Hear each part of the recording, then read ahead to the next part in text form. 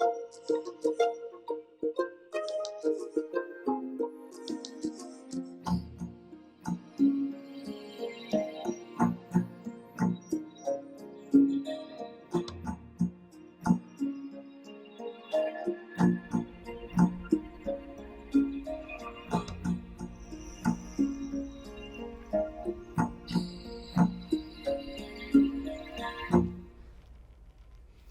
I'm so excited. I have Laurie Zrenda as my guest, and Laurie is a delight. She is an entrepreneur, a pharmacist of more than 30 years, and did retail pharmacy. And at one point just decided, hey, I think I should start my own business, and she did. So welcome, Laurie, and congratulations. You are a successful business owner, and not everybody can do that or even say that, right? I never even thought I would be able to say that. And that's lovely. But you've taken your pharmaceutical degree, your background in chemistry, which I thought was a killer when I took it in college. It was. You even thought so. Whew, yes. Okay, well, that's good to know. But you took chemistry in college and went on to understand how all of those, everything's a chemical, basically, right? Yep. Yeah. And you took that to understand how it works with our bodies and behavior, and that's pretty amazing. Sure is. So, Laurie, you have a business, and it's called Nightjar. East Lyme Dispensary is the official legal name, right? Yep. Okay. Yep. And you're located at 15 Colton Road, and that's right off of 71, I-95, exit 71. And you're kind of tucked away between Old Lyme and East Lyme. And what communities do you service?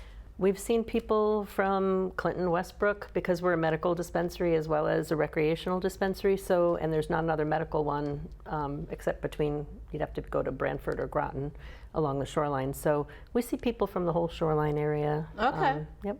Well, and your hours are phenomenal. You're open every single day of the week. I know you're a little tired, I can tell, but you're open every single day of the week, and long days, like from 9 in the morning until 8 at night. 8 at night, and that's Monday through Saturday, and then Sunday you don't go till 10. You give yourself an extra hour of rest in the morning, perhaps, and then don't go quite as late in the afternoon or evening, right? But open every day. And let's talk about the facility. I know safety security is a really important piece of the pharmaceutical and the cannabis dispensary business. Now, talk to me about that. What precautions? I know there's a ton of them. There's cameras all over the place. Tell me what you do. The state has, a lot of regulations as far as security goes. So motion detectors, cameras, alarms everywhere. And locked doors. You have to go in, and you can walk in, but you get your license checked before we'll allow you to go all the way inside. Okay. So you have both medical and recreational, and then there's also industrial cannabis, but you don't deal with that. Yeah, I'm not sure. What that would be exactly. Okay. So the recreational, you have to have ID, not necessarily a driver's license, because not everybody drives, even though you're 21, but proof that you are 21 years of age. And then you walk in, there's a receptionist there. Talk us through the process. Yep, so any government issued photo ID would work. And then, you have to be 21 years old to enter. Some medical patients can be under 21. Oh, interesting. They do it for pediatrics as well, under certain conditions. Okay. But they'd have to have their parent with them or other adult. So you walk in, and then do they call somebody, and then somebody is escorted to? No, now we just buzz. We have a buzzer, we'll unlock the door. So once the license is scanned to make sure it's valid and not a fake, then we push the button, and they're able to walk in. Okay, and then they can go in. Okay, and then that's for the recreational one, and then for the medical one, you need to have a doctor's, how do we say this, approval, and then you're put on a list, and you have one of 30-some different conditions that says that marijuana or the cannabis would help to alleviate some of the pain or symptoms that you're having. Yep, because it's a federally illegal drug still, even though 40-something states have medical programs. The federal government hasn't caught up, so the doctors can't order the drug and write a prescription. So the patient would see the doctor, request a medical card. The doctor would go online to the state, to their website, register the patient, say what the condition is that the patient has. Then the state will email the patient with an application that they have to fill out. And that costs money too, doesn't it? It's like $100. The state doesn't charge that anymore. They used to. don't? But now Okay. that it's recreational, they dropped the fee for patients because they're making tax money off the recreational people, so they don't need to make the money, I guess, off the medical patients anymore. Oh, So interesting. yeah, there's no Okay. fee to get the card unless your provider charges you a fee, Oh. which some do. Interesting. Okay. So the medical piece, what are some instances? I looked up and tried to do some homework. I read chronic pain to control nausea and suppression of muscle spasms. Yep. Is that what you see mostly? Definitely. Yep. Okay. It's an anti-inflammatory, so there are a lot of inflammatory conditions on there, like Crohn's disease and irritable bowel syndrome, psoriatic arthritis. THC, which is the main ingredient in the plant, is a good anti-inflammatory, so it helps with all those things. But it can also be a really good muscle relaxer. It does help cancer patients in so many ways because you're already anxious, so it helps with anxiety, it helps with pain, it helps with nausea and increasing appetite. That's probably the worst side effect, is that it gives people the munchies. So people who have a hard time eating will use cannabis just to increase their appetite so that That's they can eat. interesting. Yeah. Interesting. And is there something that you see that happens more than others? Like people come in and say, I can't, sleep? I can't, what do you sleep hear? is a very big thing, especially even the recreational side.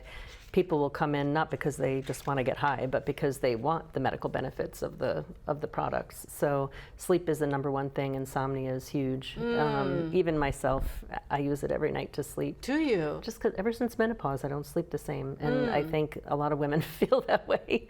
And So it just relaxes your brain a little bit, and maybe some endorphins, dopamine. What happens? Can you tell me a little bit about the chemical? I mean, it's a totally different biological response, I guess, to THC. They didn't discover till the 80s that we have this receptor system in our body called the endocannabinoid system. Okay. And our body actually creates our own endocannabinoids. So when our body is under stress or in pain, our body releases these endocannabinoids into our system that bind to the receptors the same as the plant does, to kind of create balance in our bodies, just to keep homeostasis. And so they didn't discover this until like the 80s. The endogenous cannabinoid is called anandamide, and there's another one which I can't remember right now. But those are released when our body's under any kind of stress, just to help us get back to normal. And so that's how the plant actually lands on those receptors. So it's not like an opioid that binds to opioid receptors for pain. It's a totally different system in our body. That's unlike just anything fascinating else. how it all works. Yeah. Wow. And there's different types of plants, so there's different strains, and certain strains are better for muscle relaxation or for sleep. Some strains are better for just an antidepressant feel. And that sort of thing. So it's, and then there's other cannabinoids too, besides THC is the main one, because that's what gives people the high. But things like CBD, a lot of people seek that out because CBD doesn't cause a high, but it's still an anti-inflammatory and it's still a little relaxing. So people can get the benefit of the plant without the high. I mean, the whole thing is just so fascinating. And if I remember correctly, when somebody comes in, you'll have an interview with them, and you'll sit down with them maybe sometimes for 30 minutes and talk to them about. If there's a new patient, right? If there's a new patient, talk to me about that whole process. What does that look like? Yeah. We want to make sure people are well educated enough so that they make good choices, because the doctor's not choosing the product for them. Right. We can guide them in choosing the right product, but it's up to them to pick what product they want. Some people want to smoke, some people don't want to smoke, some people want an edible, some people just want a topical for pain. So we kind of... So you can actually just rub something in that would, like, joint related, or right, if for arthritis and that sort of thing, yeah. Wow. Other skin conditions, even psoriasis, it helps to calm that down. And I used it for poison ivy when I had poison ivy, because it helps with the pain and the itch there too. Yeah, it's amazing how many uses there are. But when a new person comes in, we'll offer to sit down and kind of go through the different types of plants, the different effects they have, the different ways you can use it, whether you want to eat it, smoke it, and how it's different, how it's absorbed differently.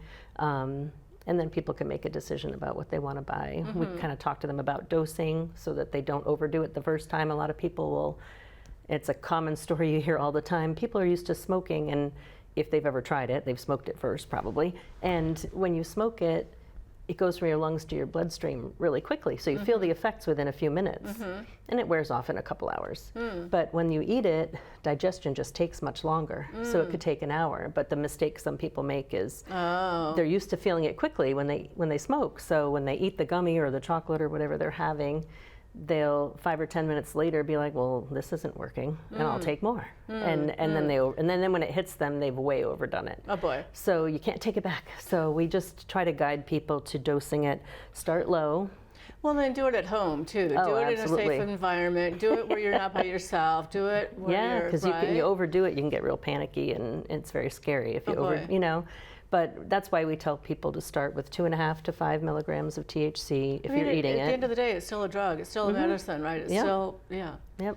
My goal with medical patients, at least, is to find the dose that gives you the relief you're looking for, but not impair you too much, because you want to be able to live your life and go about your normal day, but you want to get some relief. Of course, right. You just have to, everyone's different. I've had people take 5 milligrams and that's all they needed, and I've had people take 100, 200 milligrams and tell me they didn't feel a thing. Some people don't absorb it the same as others.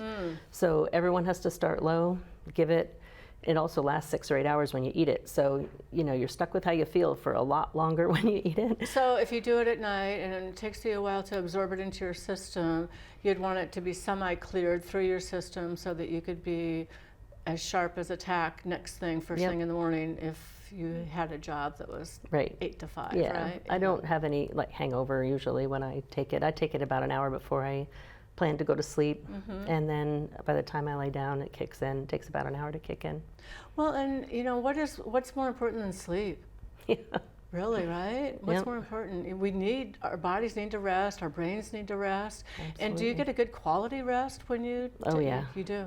And even if I get up in the middle of the night to use the bathroom or something, I fall right back asleep. It's amazing. So you swear by it, it sounds like. I do. Okay, so the product comes in 3 different forms. We've already talked about that. It can be as a flower. Yep, that's your regular old plant stuff you'd grind up and smoke. Okay, and then a pre-roll. Yep, that's like a joint or a cigarette. Okay, and then a vape. Yep, that's the oil from the plant that you heat with a battery. And the benefit of vaping it is Connecticut only allows pure cannabis oil too, so there's no additives, there's no other ingredients in the oil, so you're not inhaling anything but the drug. But the battery heats the oil at a lower temperature, so when you're inhaling it, you're not inhaling such a hot smoke. So it's a little easier on the lungs that way, and it doesn't smell as much. When you burn the plant, it kind of stinks up the room a whole lot. And the vapes are very low odor. I mean, you could use it and someone could walk in the room and a couple minutes later and not know that you just used it. Oh, interesting. And then the last is edibles, or not last, but edibles, which we already talked about, and those could be gummies or cookies, I think I saw. We used to have cookies in Connecticut anymore? in the medical program, but most of the producers, they've all discontinued that. Nobody does a baked good in Connecticut right now. Okay, and then you have the chocolate, oil. gummies, Okay. and then there are tinctures, liquid drops. They're medical only in Connecticut. What's a tincture? I don't know that word. It's a liquid drop that you can place under your tongue and absorb it sublingually. Okay. So instead of swallowing it, you get a good absorption with drugs under the tongue because the skin is so kind of thin under the tongue. It just absorbs into the capillaries and gets into your bloodstream a little quicker. So especially for people who are nauseous, a tincture is nice because they can drop it under their tongue. Well, you're so knowledgeable. This is amazing. And the thing that I think is so interesting is that my opinion about pharmacists is that sometimes they're better and smarter than some of our doctors because you understand all of the medicine and what works, what doesn't work, because doctors typically can prescribe about 3 different things, right? But the pharmacist within knows, their specialty, within their specialty. They just aren't always necessarily aware. So, okay, so would you consider this to fall under kind of a naturopath, a little bit of homeopath? I think so. Yeah. I mean, it's a plant, and Connecticut lab tests everything so that you know that it's not contaminated with anything like mold or any other heavy metals or any other. Pesticides aren't allowed to be used in Connecticut. In the grow, so you're not getting anything other than the natural plant. Right. Now the facilities, you have a few different producers. You call them producers or farmers, the people who produce the product, whatever. Correct. And those are airtight facilities. You have to go through like an air stream. Tell me about that. When you Oh yeah, when I visited a couple places, they will have you put on scrubs or whatever to get out of your street clothes, put you in an air shower, which blows any contamination off of you before they let you go and walk around the plants.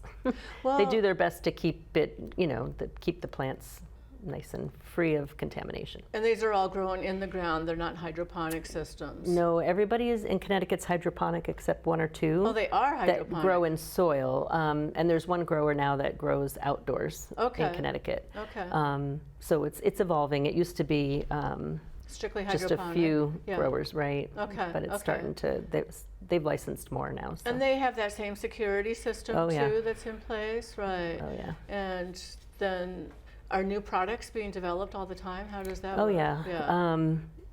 We just had a call last week with one of the producers who's coming out with a honey that's infused for Oh. medical patients. They're coming out with a spray, a sublingual spray, which we used to have in the medical program years ago, but they discontinued it. When recreational came along, they stopped making a lot of the specialty products for medical because they figured, I think, that there was more of a market with recreational products. So we're happy to see that some of the old medical products are coming back. So what is the advantage? Why would somebody want to buy from you rather than buying it off the street? Tell me about that. Well, just the safety of it, the lab testing, to know that it's not contaminated or laced with anything. I mean, I think it's scary out there in the world we live in now. And a lot of people will tell me, oh, I have a guy I've known a long time and I trust him. And that's fine, I guess, but is he using pesticides? Are you inhaling other chemicals when you smoke it? So it's just it's a good, clean product. It's a good, clean product. At the end of the day, you want to know what you're getting, knowing what you're buying, and using it under someone's prescription or direction so that you are safe, right? Right. And even with homemade stuff like edibles, people will make homemade brownies and things. You don't know how strong that is. You don't know per brownie, is it 5 milligrams or is it 50? You just don't, when it's homemade, it's not tested. You don't know. Right. But at least dosing wise, you can feel good about what you're getting at a the dispensary. safety component, I think, is really important. Now, do people ask you, is cannabis, is this a gateway drug? Yeah, I get that once in a while. My answer to them is that's an old myth, because I think back in the day when you were buying it from a drug dealer who's probably wanting to hook you on something a little more addictive, That was so his that motive. you'd be his customer a whole that lot was longer. what he wanted, right. Yeah, he would introduce you to other things. The drug itself, they say, is less addicting than caffeine, and I've talked to customers who've been smoking since the 60s and they've never had the desire to try something stronger. Right. It doesn't do that to you. No. It was I think a result of the way people used to buy it, and that somebody else was steering them to something else. Well, I think when legislation was trying to be passed, I think that was one of the big arguments that came across. That, Right. Yeah, people are just going to, that'll be the first thing that they do, and then there we go. So we talked about the importance of sleep and pain, and does it help with memory loss as well sometimes? Short-term memory loss can be a side effect, actually, just because if people overdo it and they're actually high, you can kind of forget what happened while you were high. Yeah. But for things like dementia, they're looking into the effects of cannabis with dementia and with Alzheimer's, because I've seen it help people in those conditions with the agitation and the anxiety that they feel. The patients are, sometimes they get aggressive or they're just scared or whatever. And people who've tried a little bit of, just a half a gummy or whatever, it's kind of made their life more palatable, manageable. It's relaxing. And Yeah, it's relaxing. yeah. They become maybe a little bit more social and. Wow, okay, so that's also very interesting. Now, are there some risks and health concerns? I guess if you decide that you want to have a pre-roll, then it could possibly cause damage to my lungs. I mean, time you're introducing something foreign to your lungs is, probably not the greatest. Right. There are studies that show that cigarette smokers for tobacco have higher incidence of lung cancer than marijuana smokers, but it's not that it can't cause lung damage down the line. You can't say that it. But there's that it other won't. choices. I mean, that is Right. just one of the options. Exactly. Okay. Yep. And then what about cardiovascular, your heart? Do we need to have some There was a study that came out recently where they found, and I didn't read when I read anything about the study or watched it on the news, whether they talked about whether it was smoking it or eating it, but they did find a correlation between heart attacks and cannabis use. Okay. And I think, you know, more studies have to be done. And the reason a lot of studies aren't done with cannabis is because it's federally illegal. They can't go about obtaining the products and getting the subjects and maybe even having some help with the cost of doing the research. So, you know, there's so much more to learn. So we just don't know yet. Right, and that's All we know is interesting. it's a drug that's been used for thousands of years. Right, And, right. you know, you can't overdose on it. No one's ever died of a marijuana overdosage. You know, so it's not toxic. Right. Well, that's good to know. And then what about reproductive? You wouldn't recommend it for anybody who was expecting. I mean, I've known women who have used it for morning sickness because it does help with nausea, but they don't recommend it. It's Right. not something that we're like, yeah, go do that. No, of course not. I know. And then No. mental health? It helps a lot of mental health conditions. Interesting. PTSD is one of the first conditions Connecticut recognized for marijuana use as far as a medical use. They do say people who are schizophrenic could have maybe exacerbation of some of their symptoms, but people do use it for depression and anxiety. Wow. So you do so much. And then what about your organs? I mean, we already talked a little bit about the heart and the lung. And then what about livers, kidney, brain? I guess we talked about already. So anything else? Yeah, it's the developing brain where they don't recommend marijuana use. Sure. You know, until the brain's fully developed, they say it's not good for kids. I mean, there's plenty of people who have used it and turned out okay, but in general, we don't. Obviously, that's why it's a 21 and over drug. Exactly, exactly. Well, and you've been a very successful business, and you started out, you said things were a little bit slow, but how are things now? Or have they gotten a little bit better? Yeah, it's similar to when we opened Thames Valley in 2014. In Uncasville, Yeah, when we were medical only. I remember there were days we only saw 8 or 10 people, and it was like, oh God. On TV, they have lines out the door in Colorado. Why aren't we busy? Yeah. But it was a matter of getting the word out that we were there and getting the doctors to be comfortable with recommending it for patients. And now, with the new store in East Lyme, again, it's about getting the word out. We're not on a busy street where people are going to drive by and see us. We're tucked away in an industrial park. And that was just part of the zoning agreement we had with the town. And so getting the word out that we're there has been big. And the summer helped a lot with all the summer traffic coming through, people Googling us, dispensary near me, and there we were. Yeah. Oh, there you are. So yeah, people are starting to figure out we're there. Oh, and, good. and the fact that we're medical really helps because the shoreline was kind of lacking that in a certain part of the shoreline as far as somewhere close for medical patients to go. Well, and I am so excited because 3% of your net income goes back to our town coffers, which I think is phenomenal, and that was part of the agreement. It's the state part of the law Mandate. when they passed the recreational law. Okay, okay.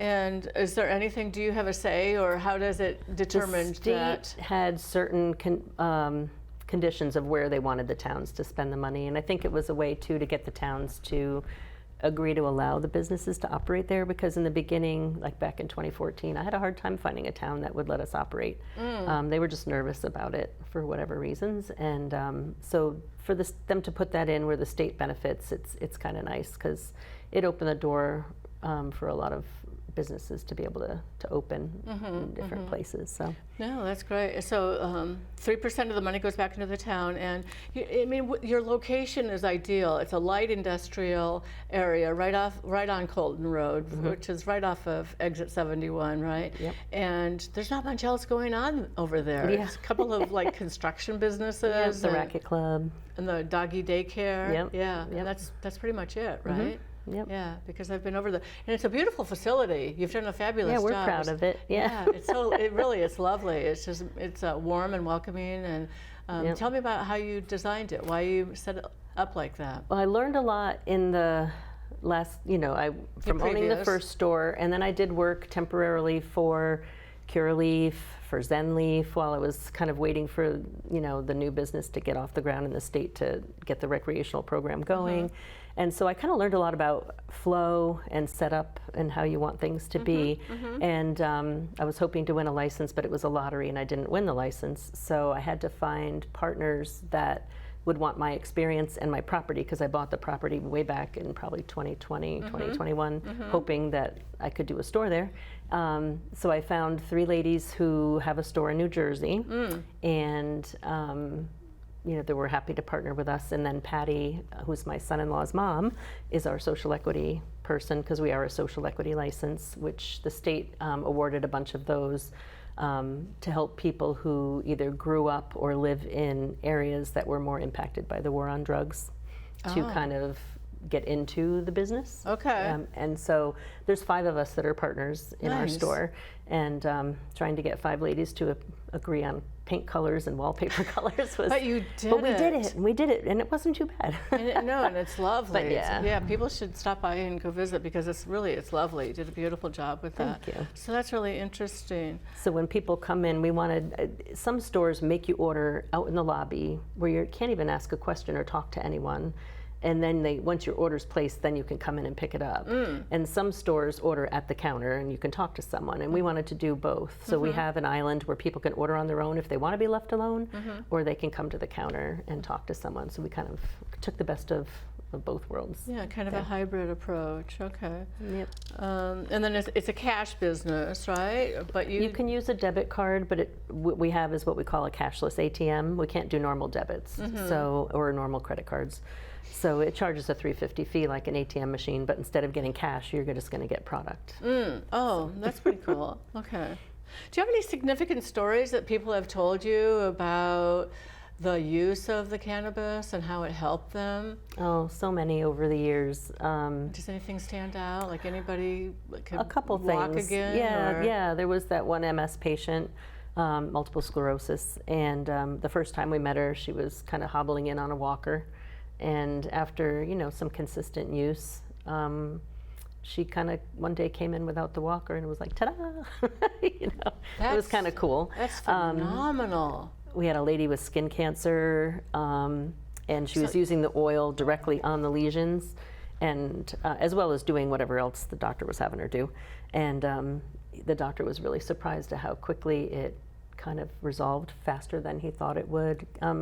There's a lot of anecdotal evidence about cannabis and cancer and how it can shrink tumors, slow the growth of tumors. Really? Oh yeah. I mean, there's so much research that should be being done, and so it's just cool. If I had cancer, I'd be gobbling up CBD at least, because that's not going to make you high, and as much THC as I could tolerate, just in case. Wow! Yeah. Wow! Oh, interesting. So you have an event that's scheduled, and that's coming up on September 27th, which is a Saturday. And is that going to be pretty much all day? I think from 1 to 5, okay, if I'm not the mistaken. Afternoon. Yep. And the 27th is a Saturday, so okay. And So that's we going just to wanted be at 15 Colton Road. Correct. Okay.